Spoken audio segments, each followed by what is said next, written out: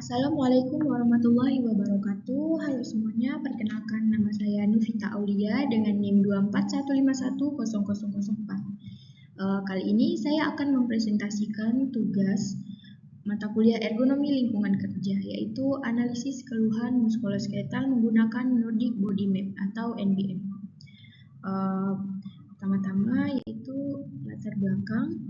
Proses produksi tahu pada sektor industri kecil masih banyak dilakukan secara manual, sehingga berpotensi menimbulkan risiko ergonomi bagi pekerja.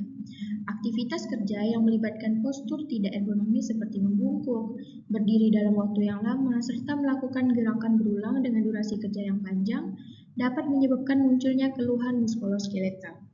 Oleh karena itu, diperlukan upaya identifikasi awal untuk mengetahui lokasi dengan tingkat keluhan yang dialami pekerja. NBM digunakan sebagai metode untuk mengidentifikasi keluhan muskuloskeletal secara subjektif dan sistematis, sehingga dapat menjadi dasar dalam analisis risiko ergonomi dan perencanaan intervensi perbaikan di lingkungan kerja. Selanjutnya, deskripsi lokasi dan subjek observasi. Lokasi observasi kali ini kami mengobservasi di pabrik tahu, Pesona Tahu, di Jalan Kebangkitan atau Jalan 28 Oktober. Jumlah pekerja pada pabrik tahu ini berjumlah 15 orang pekerja tetap. Kemudian saya mengambil 3 orang pekerja sebagai responden. Masing-masing masa kerja responden antara 3 hingga 4,5 tahun dan jam kerjanya sama-sama 11 jam hingga 13 jam per hari tergantung produksi tahunya. Kemudian metode pengumpulan data, metode survei dan observasi lapangan. Instrumen utama kuesioner Nordic Body Map atau NBM, kemudian wawancara singkat terkait keluhan dalam 7 hari terakhir, 1 bulan terakhir, dan 1 tahun terakhir. Kemudian observasi langsung terhadap postur kerja dan aktivitas kerja di lapangan kerja.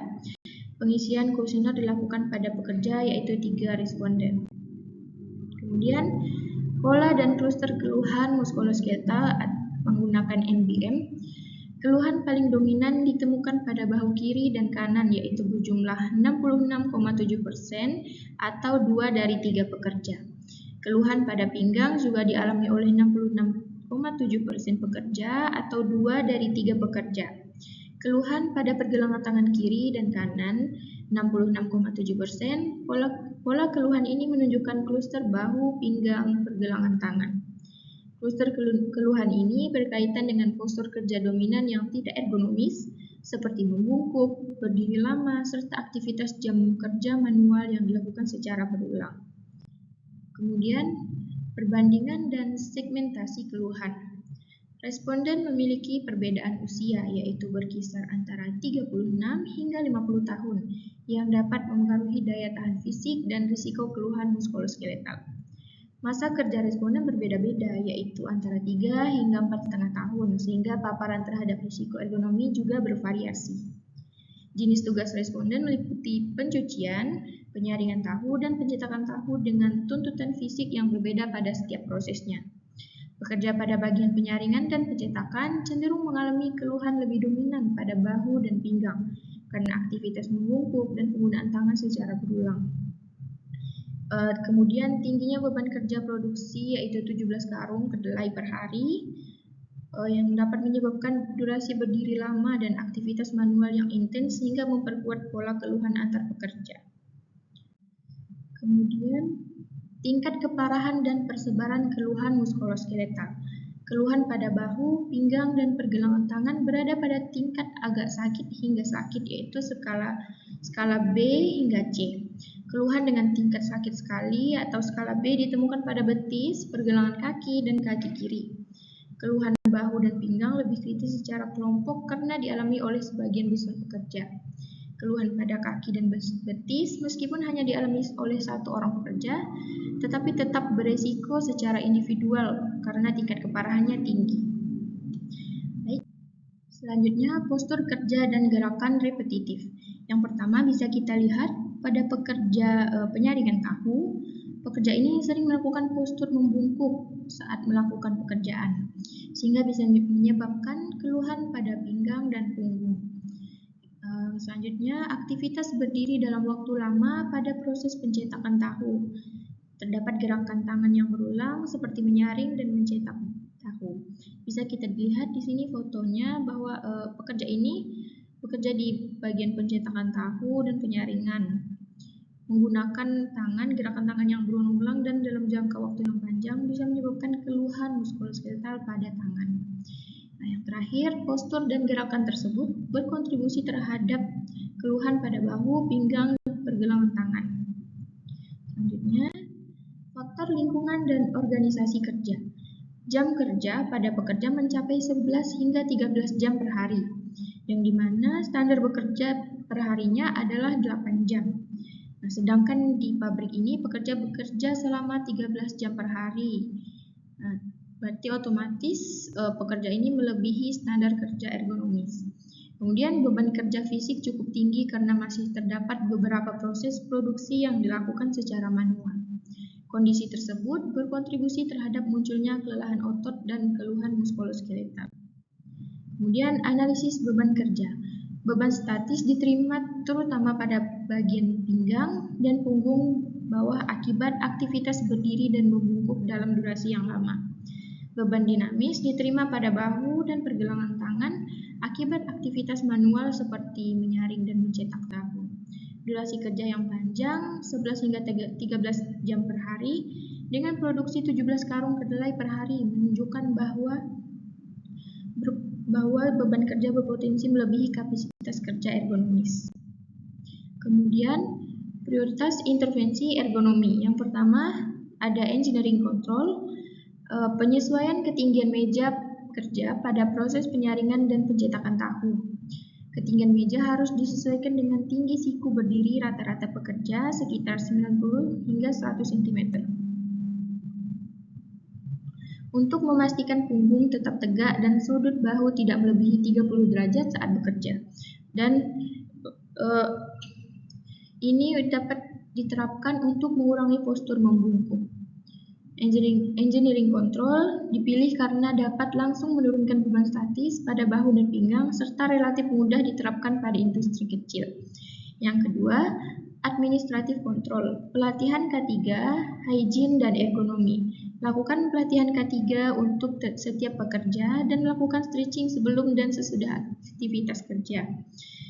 Upaya ini berguna agar otot tidak mengalami kaku sehingga bisa bekerja dengan sangat nyaman dan tidak akan mengalami dan mengurangi risiko cedera.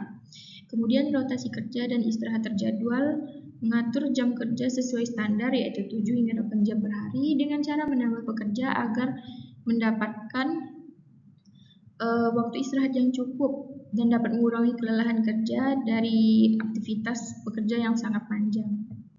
Kemudian APD, penggunaan alas kaki yang nyaman dan anti-slip untuk mengurangi tekanan pada kaki dan betis. APD digunakan sebagai pengendalian terakhir untuk melindungi pekerja apabila risiko ergonomi belum sepenuhnya dapat dikendalikan melalui engineering control dan administrative control. Kemudian, keterbatasan survei Nordic Body Map. NBM ini bersifat subjektif karena berdasarkan keluhan yang dirasakan pekerja pada saat itu atau bisa pada 7 hari terakhir, 1 bulan terakhir dan bahkan sebelum dia bekerja di pabrik tersebut. Hasil penilaian dapat dipengaruhi oleh kondisi fisik dan tingkat kelelahan pekerja saat pengisian kuesioner. NBM belum menilai postur kerja dan beban biomekanika secara langsung, sehingga risiko ergonomi belum tergambar secara objektif. Kemudian keterbatasan ini dapat memengaruhi interpretasi hasil, terutama dalam menentukan sumber dan tingkat risiko keluhan muskuloskeletal. Kemudian metode tambahan yang diperlukan. REBA atau RULA untuk menilai risiko postur kerja secara objektif, wawancara mendalam untuk menggali kebiasaan kerja dan faktor yang memengaruhi keluhan, observasi durasi dan frekuensi gerakan untuk memperkuat analisis beban kerja. Baik, validasi dan tindak lanjut. Dilakukan pengukuran ulang keluhan muskuloskeletal menggunakan NBM setelah penerapan rekomendasi ergonomi. Hasil NBM dibandingkan sebelum dan sesudah intervensi untuk melihat perubahan keluhan. Fokus evaluasi pada bahu, pinggang, dan pergelangan tangan sebagai bagian tubuh yang paling bermasalah. Hasil validasi digunakan sebagai dasar perbaikan terhadap sistem kerja dan workstation. Kemudian, refleksi pembelajaran. Proses tugas lapangan ini memberikan pemahaman bahwa keluhan subjektif pekerja merupakan indikator awal penting dalam mengidentifikasi risiko ergonomi. Analisis NBM membantu mengaitkan keluhan yang dirasakan pekerja dengan kondisi kerja nyata seperti postur membungkuk, jam kerja panjang, dan beban kerja manual. Pengalaman ini menegaskan bahwa penerapan prinsip ergonomi sangat penting untuk menjaga kesehatan pekerja sekaligus produktivitas kerja.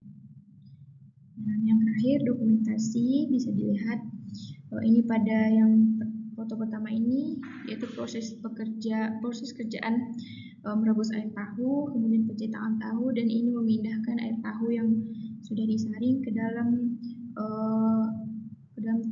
tempat untuk memasak air tahu. Baik, terima kasih. Sekian dari saya. Semoga bisa dimengerti. Jika ada kesalahan kata, mohon dimaafkan. Wassalamualaikum warahmatullahi wabarakatuh.